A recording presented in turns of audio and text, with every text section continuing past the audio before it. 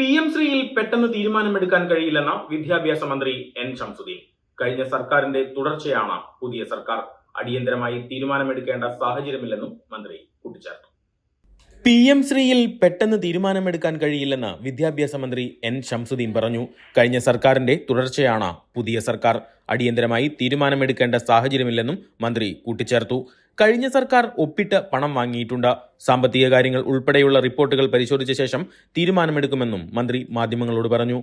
ഫണ്ടുകൾ നൽകുന്നതിൽ കേന്ദ്ര സർക്കാർ ഉപാധികൾ വയ്ക്കാൻ പാടില്ലെന്നും നിലവിളക്ക് വിവാദം ചെറിയ കാര്യമാണെന്നും മന്ത്രി പ്രതികരിച്ചു. കൊല്ലത്ത് കുട്ടികൾക്ക് അഡ്മിഷൻ നിഷേധിച്ച സംഭവത്തിൽ പരാതി ലഭിച്ചാൽ ശക്തമായ നടപടികൾ സ്വീകരിക്കുമെന്നും എൻ ശംസുദ്ദീൻ വ്യക്തമാക്കി. വിദ്യാഭ്യാസം നിഷേധിക്കാൻ ആർക്കും അവകാശമില്ലെന്നും മന്ത്രി കൂട്ടിച്ചേർത്തു. PM ശ്രീ കേന്ദ്ര ഗവൺമെന്റുമായി MOU ഒപ്പിട്ടിട്ടുണ്ട്. അതൊരു യാഥാർത്ഥ്യമാണ്. അപ്പോൾ ആ ഒപ്പിട്ട സാഹചര്യത്തിൽ ഒപ്പിട്ടു, അതിനനുസൃതമായി ചില ഫണ്ടുകൾ റിലീസ് ചെയ്തു.